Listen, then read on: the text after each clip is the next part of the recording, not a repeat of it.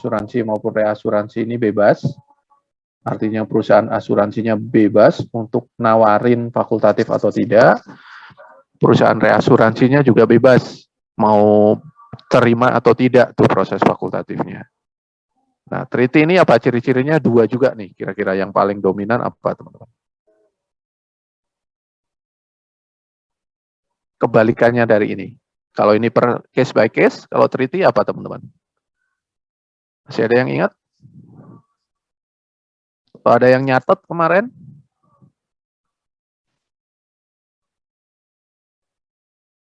Ya? Pak, risk by risk bukan, Pak?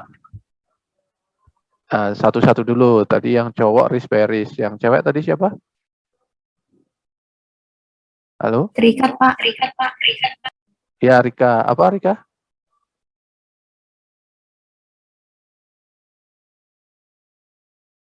Tadi apa jawabannya? Nggak usah malu-malu, santai aja. Terikat. Oh, Masya Allah, terikat. Saya dengarnya Rika. Oke, terikat. Berarti ini yang bebas ya, kebalikan dari bebas ya. Kalau treaty ini terikat. Jadi perusahaan asuransi dan reasuransi ini punya komitmen menjalin kerjasama untuk periode tertentu, misalnya 1 tahun gitu ya, bahwa mereka terikat nih, nggak bebas lagi. Artinya si perusahaan asuransinya setiap kali dapat bisnis ya dia harus bagi ke reasuransi, itu ya. Harus di setiap dapat bisnis dia harus melihat perjanjian treaty-nya sesuai atau enggak. Itu kalau sesuai ya dia harus masukin ke treaty itu. Itu. Perusahaan reasnya juga seperti itu. Begitu treaty-nya ini sudah jadi, dia sudah confirm, sudah setuju, maka semua resiko dari perusahaan asuransi yang sesuai dengan kriteria treaty itu, mau nggak mau dia harus backup.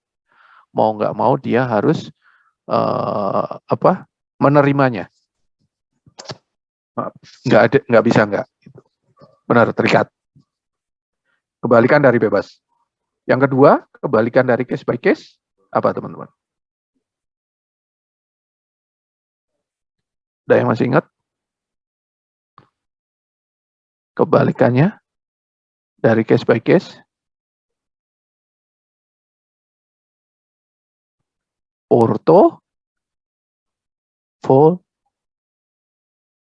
Thank you, Nesya.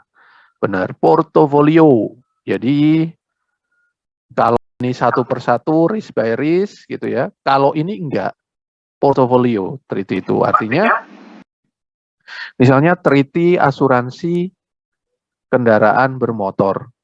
Maka artinya, seluruh portofolio resiko yang dijamin oleh perusahaan asuransi itu, untuk resiko asuransi kendaraan bermotor, ini terikat treaty antara perusahaan asuransi dan reasuransi itu. Itu artinya semua portofolio resiko asuransi kendaraan yang diaksep atau yang setiap polis yang diterbitkan oleh perusahaan asuransi itu resikonya akan terbagi ke reasuransi berdasarkan treaty ini. Itu artinya portofolio. Jadi nggak satu persatu. Selama dia nutup asuransi kendaraan gitu ya, misalnya treaty-nya ini untuk tahun 2022 gitu ya. Jadi dari bulan Januari 2022 sampai bulan Desember 2022 itu semua resiko asuransi kendaraan bermotor dari perusahaan asuransi itu secara otomatis sudah ditransfer ke perusahaan reasuransi melalui perjanjian treaty ini. Nah, itu yang dinamakan portofolio dan terikat. Jelas beda ya teman-teman. Kalau fakultatif kemarin teman-teman udah berpraktek nih satu persatu, ada 4 resiko yang dipegang oleh masing-masing perusahaan asuransi dan kalian berusaha melakukan proses fakultatifnya, ya kan, masing-masing perusahaan asuransi dengan membawa satu persatu resiko yang dimiliki, ya kan, gitu. Sama komponennya, ada tarif gitu ya, ada komisi reas yang harus kalian mainkan agar kalian mendapatkan profit. Gitu. Nah, kalau treaty ini tidak seperti itu. Treaty ini proses negosiasinya ada di awal aja, teman-teman. Jadi misalnya treaty ini tahun 2022, ya, ini perjanjian treaty, itu 2022. Ini biasanya di bulan September gitu, tahun 2021, gitu ya. Ini sudah mulai proses negosiasi, teman-teman, antara perusahaan asuransi dan perusahaan reasuransi.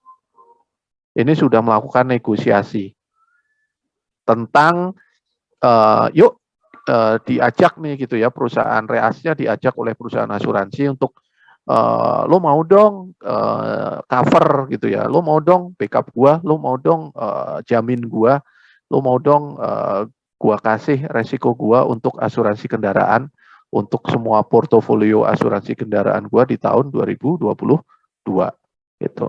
Oke, apa yang lo tawarin? Lo setahun dapat premi berapa? Gitu kan, si Reas akan nanya, nih, gue setahun dapat premi 60 miliar, klaim lo berapa dalam 1 tahun gitu kan? Klaim gua misalnya 20 miliar nih gitu kan. Oke, lo main asuransi kendaraannya di mana? Di leasing atau lo di retail atau lo main apa? Secara corporate lo punya captive apa, punya bank atau apa gitu kan. Nah, itu semua ditanya sama si Reas gitu sampai tadi ke hal detail kayak fakultatif tadi. Lo mau komisi Reas berapa gitu ya. Terus bagian gua berapa persen nih untuk apa? Resikonya dari setiap resiko yang lo terima, gua kebagian berapa persen gitu kan. Kayak kemarin teman-teman kan kalian memfakultatifkan ke 4 atau ke 5 reasuransi kan. Ke A yang perusahaan asuransi A yang akan melempar resikonya ke B, C, D, dan E gitu atau ke saya gitu. Yang C ya akan melempar ke A, B atau D atau ke saya gitu. Sama, treaty ini juga seperti itu. Ini melakukan negosiasinya hanya dengan salah satu saja sebagai leadernya. Sebagai leader reasuransinya. Gitu ya. Nah, itu nanti si leader ini akan nanya, lo mau kasih berapa persen ke gua untuk resiko-resiko lo ini? Gitu. Nah, setelah nanti deal, oke, begitu nanti deal misalnya, oke, gue deal, tapi perjanjiannya lo nggak boleh ya nutup truk, lo nggak boleh ya nutup taksi, lo nggak boleh ya nutup traktor atau alat-alat berat gitu. Jadi yang boleh adalah ini gitu kan. Oke, deal, setuju. Begitu deal setuju, 1 Januari ini treaty ini akan bekerja atau berjalan. Si leader kebagian misalnya 30% atau 40%, sisanya nanti berdasarkan persetujuan leader ini, perusahaan asuransi akan menawarkan ke member-member, teman-teman. Kayak kemarin kalian, ke reas-reas yang lain gitu. Nih gue udah punya treaty nih sama si leader A gitu kan. Lo ikutan dong. Gitu. Terus si member ini, oke, gue join ya 20%. Terus member yang lain, oke, gue join ya 10%. Member yang lain, oke, join gue 5%, 6%, sampai nanti ini 100% fully placed. Sampai 100% resikonya tertutup oleh si reasuransi, yaitu yang terdiri dari leader reasuransi dan member-member reasuransi. Nah, itulah gambaran proses bagaimana cara mendapatkan perjanjian treaty atau reasuransi otomatis, teman-teman. Itu dari awal negosiasi sampai nanti mendapatkan persetujuan leader, penentuan persentase share-nya leader, sampai nanti ditawar-tawarkan ke member hingga nanti mendapatkan 100% resikonya ini tertutup atau sudah ditutup oleh leader dan member-membernya. Sampai sini ada diskusi, teman-teman? Ada pertanyaan dari penjelasan ini? Boleh. Oke. Kasih uang. Kasih uang gitu ya, Nes? Yang ini fakultatif. Kamu kemarin ikut nggak? Ikut. Nah, itu kan kamu sudah melakukan proses distribusi resiko dan distribusi premi kan, Nes, kemarin kan? Iya, Pak. Lo jual kan ke reasuransi fakultatifnya berapa gitu kan? lo jual yang reasuransi. ditawarin itu ya Pak ya? Yang ditawarin itu, lo akan bayar premi reasuransi, ya kan? Iya Pak. Dikurangi komisi reasuransi kan? Oh iya. Ingat nggak? Iya ingat Pak. Nah, netnya ini sama dengannya, misalnya premi reasnya kamu jual ke reas 100, komisinya 20% gitu ya, atau 20, sehingga netnya ini adalah 80.000 misalnya. Nah, 80.000 ini yang nanti kamu harus bayar ke reasuransi. Next. Oh iya Pak, udah paham Pak. Oke. Kasih Pak. Sama-sama, Nes. Ada yang lain yang mau ditanyakan? Kayaknya tadi ada yang open mic satu lagi, tapi nggak jadi. Oke, belum ada. Kita lanjut ya, teman-teman.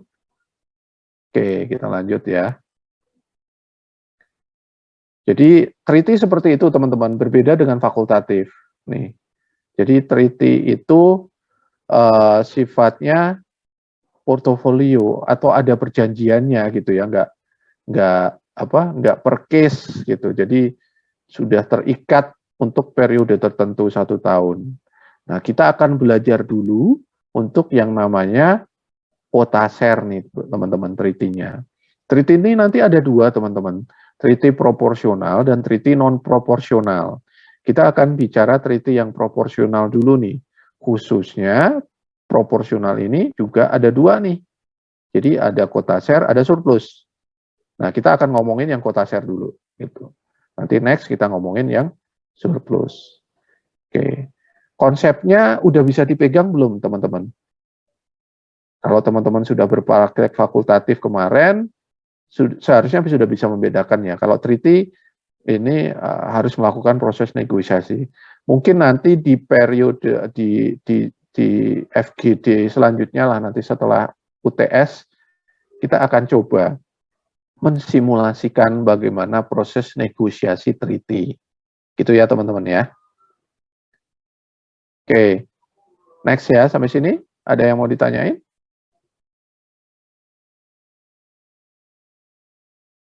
Belum ya? Oke, lanjut. Langsung saja. Oke. Nah, untuk reasuransi treaty, teman-teman, ini terbagi menjadi 2 metode, teman-teman. Metode penggantian lah ya, metode ganti rugi. Metode ganti ruginya nih.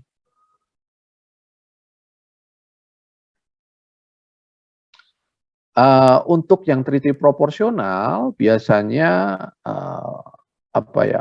wajarnya selayaknya dia menggunakan metode namanya risk attaching basis nih, teman-teman. Risk attaching.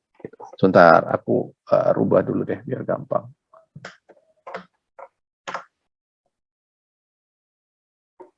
Ini 2022, ini 2021, ini 2023. Oke ya. Jadi gini, teman-teman. Artinya apa sih ya untuk ini ganti ruginya? Apa bedanya risk attaching dengan loss occurring ya? Oke, kita ngomongin yang risk attaching basis dulu. Risk attaching ini juga nama lainnya adalah under year basis, teman-teman. Under year basis ya. Saya akan pelan-pelan, teman-teman kalau nggak paham, nanya aja ya, karena ini basic nih, teman-teman. Nanti teman-teman kalau kurang memahami ini, nanti kedepannya agak sulit nih. Untuk under year basis ini, prinsipnya seperti ini, teman-teman. Kita fokus yang bawah ya, teman-teman. Kita fokus yang bawah ini. Nah, caranya adalah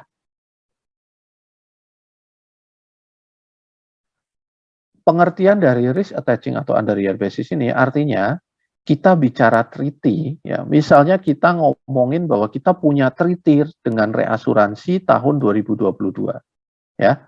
Treaty tahun 2022. Treaty itu apa, teman-teman? Perjanjian, ya. Nama lain perjanjian sebenarnya treaty, ya. Kita punya treaty 2022. Artinya apa? Artinya treaty tahun 2022 ini menjamin semua polis yang terbit di tahun 2022. Oke, jadi semua polis yang diterbitkan dari awal tahun 2022 sampai akhir tahun 2022 ini akan dijamin oleh treaty tahun 2022. Oke, untuk definisi yang sama, saya mau nanya nih ke teman-teman ya. Kalau treaty 2021 artinya apa, teman-teman? Dia akan menjamin apa, teman-teman?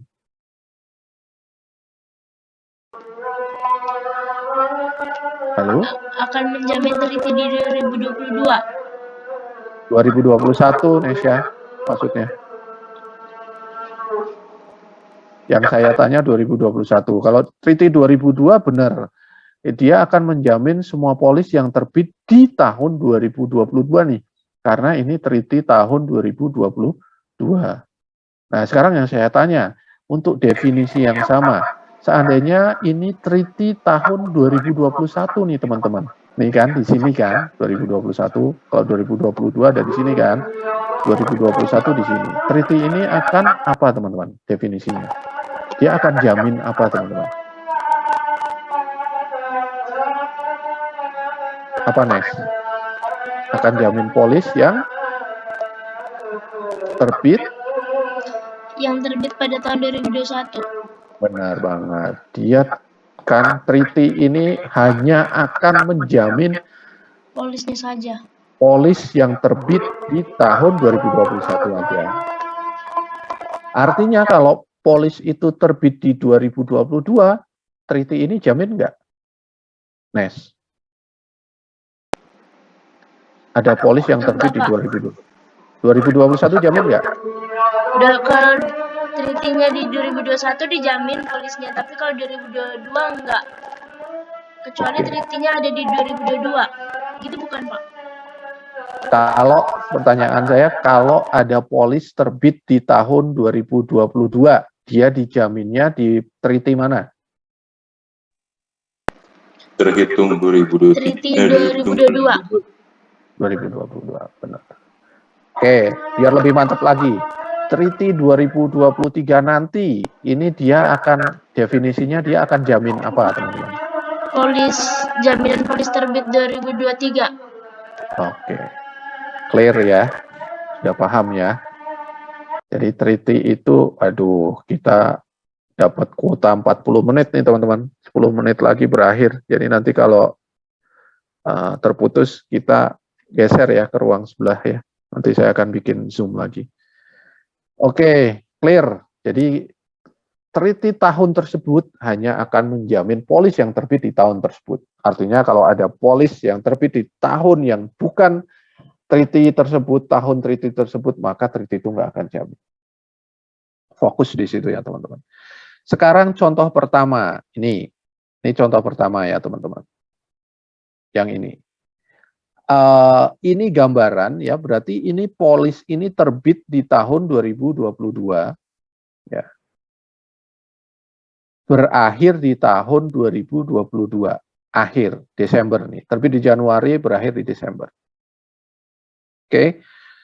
Misalnya polis ini terbit di tahun 2022, terjadi klaim misalnya di bulan April 2022. Klaim ini dijamin atau tidak, teman-teman, di treaty 2022? Dijamin, Pak. Oke. Ada yang punya pendapat lain? Tidak ada. Sekarang case kedua. Ya. Polisnya terbit di tahun 2021 nih, teman-teman. Ya. Terus terjadi klaim di sini. Anggaplah klaimnya di bulan Agustus 2021, di bulan Agustus, bulan 8 2021. Klaim ini dijamin atau tidak oleh treaty 2022, teman-teman? Tidak, Pak. Tidak. Kenapa, Nes? Karena kan treaty-nya ada di 2021. Oke. Good. Case ketiga pertanyaannya, teman-teman. Polisnya terbit di bulan Agustus nih, 2021. Polisnya berakhir di bulan Agustus 2022 kan? Gitu. Terjadi klaim di bulan April 2022 nih di sini. Klaim ini dijamin atau tidak di Treaty 2022? Enggak, Pak. Hah? Enggak dijamin ya. Nggak dijamin. Kenapa, Nes? Karena kan konsepnya sama kayak yang sebelumnya, dia treaty-nya 2021 mulainya. Oke. Ini klaimnya di 2022, Nes. Oh. Tapi kan dia itu bukan treaty 2022, Pak. Oke, benar. Berarti udah kuat kamu. Tadi aku cuma berusaha aja apakah kamu kuyah atau tidak gitu ya. Benar banget. Jadi apapun yang terjadi, klaimnya terjadi dimanapun, lo harus lihat kapan polisnya terbit. Walaupun misalnya contohnya ini, klaimnya terjadi di tahun Treaty 2022, kalau dia polisnya terbit di 2021, maka klaim ini tidak bisa dijamin di Treaty tahun 2022. Karena kita lagi ngomongin Treaty 2022 nih. Gitu. Nah, dia harusnya dijamin oleh treaty yang mana nih? Klaim ini, teman-teman. 2021, Pak. Yang 2021. Benar. Oke. Ini polis terbit di bulan Maret nih, 2022. Terjadi klaim di sini, bulan Agustus 2022. Nih, klaimnya di sini. Dijamin atau enggak di Treaty 2022? Jamin, Pak. Jamin. Oke, clear ya. Terbit di 2022, klaimnya terjadi 2022 juga, ya dijamin. Case ke-5. Polisnya terbit di bulan Agustus 2022 sampai dengan bulan Agustus 2023. Terjadi klaim di bulan Juni 2023. Klaim ini dijamin atau tidak? Treaty 2022. Enggak, Pak. Tidak, Pak. Tidak. Kenapa? Karena treaty-nya dari tahun 2022. Oke, udah paham ya? Berarti ya konsep dari risk attaching atau under year basis ya, teman-teman ya. Ini konsepnya ini untuk perganti rugian gitu, Pak ya? Benar. Untuk klaimnya nih, Oh, kalau ada klaim di treaty ini, maka dicek polisnya terbit di tahun berapa. Pak, Pekerjaannya tapi seperti Pak, itu. saya mau tanya Pak, kalau misalnya Pak, dia klaim sebelum waktu seharusnya itu berarti dia Mm-mm. tetap ditanggung gitu Pak, walaupun gimana ya ngomongnya? Kemarin Ya, misalnya ini gitu ya, nggak dijamin di treaty 2022, dia ya. akan dijamin di 2021. Gitu ya, Nes, maksudnya. Oh, ya ya Iya. Pak. Ya dia cuman nggak dijamin di treaty 2022, tapi Ya. dia akan dijamin oleh treaty yang 2020 Satu, walaupun premi yang dibayarkan dia belum memenuhi. premi. Iya. Nah, nanti kita ngomongin preminya nanti, Nes. Oh iya. Habis ini kita Oke. ngomongin premi. Ya. Izin tanya, Pak. Thank you Pak. Oke, Jo. Jos ya ini. Oke, kita dapat case-nya misalnya yang tadi nomor 3. Nomor 3 ini. Iya, kan mereka bayarnya tahun 2021 kan. Oke, ada klaimnya itu pada 2022. Nah, customer ini akan bilang kayak, loh, saya kan udah bayar nih tahun ini, berarti setelahnya itu apa tuh, Pak? Setelah dari Ini beda konsep ya. Klaimnya nggak bisa misalnya. Oke. Jos, klien ini yang dimasuk klien ini perusahaan asuransi atau tertanggung? Perusahaan asuransi, Pak. Perusahaan asuransi. Oke. Tahan dulu ya, ini pertanyaannya sama nih sama Nisa tentang premi ya, Jos ya. Iya, Pak. Oke, habis ini kita ngomongin preminya, oke? Baik. Oke, tahan ya. Oke, jadi konsep ini teman-teman udah paham ya? Jadi kalau kita bicara treaty proporsional ya, nih, treaty proporsional, selalu bekerjanya akan seperti ini. Itu risk attaching basis. Gitu. Jadi nggak pernah putus teman-teman. Makanya biasanya untuk treaty proporsional ini reasuransinya akan lebih baik kalau dari tahun ke tahun ini leadernya lah ya minimalnya leadernya itu sama gitu karena ya ini saling berkesinambungan gitu ya terus gitu karena dia sifatnya risk attaching basis itu saling bersaut-sautan lah bahasanya kalau kita ngomongin nyanyi gitu ya gitu nggak putus nih gitu ya setiap treaty ini habis nanti akan berjalan lagi negosiasi misalnya di sini treaty udah mau habis nih di September nanti negosiasi lagi untuk treaty 2022 nih sekarang misalnya bulan Oktober. Ini sekarang udah mulai negosiasi nih untuk treaty 2023 gitu. Artinya biar nggak ada gap nih. Begitu treaty ini selesai periodenya udah langsung nyambung treaty ini bekerja. Itu jadi nggak ada jeda. Kenapa? Karena treaty ini harus jalan terus. Kalau nggak jalan terus berarti ada lap nih. Berarti ada kekosongan, ada jeda.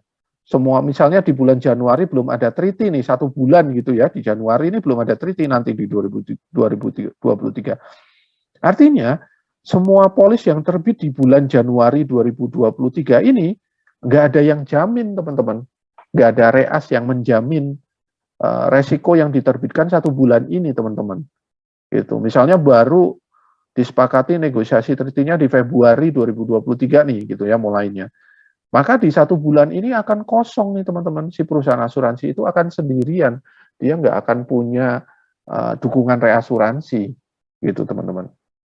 Ya, jadi ini selalu berkesinambungan dari tahun ke tahun.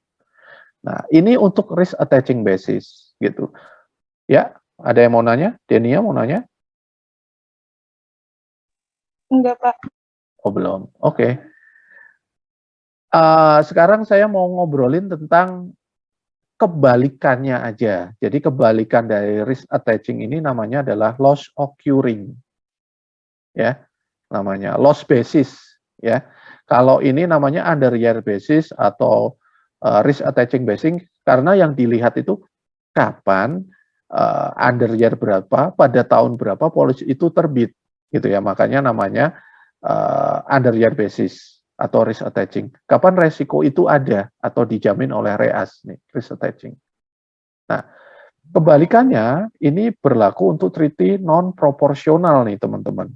Tapi nanti kita akan ngomongin lebih dalam nanti ya pada saat kita sampai ke chapter treaty non proporsional. Tapi ini buat FYI aja untuk pengetahuan teman-teman bahwa kebalikan dari dari risk attaching ini adalah loss occurring. Loss occurring itu bekerjanya seperti apa?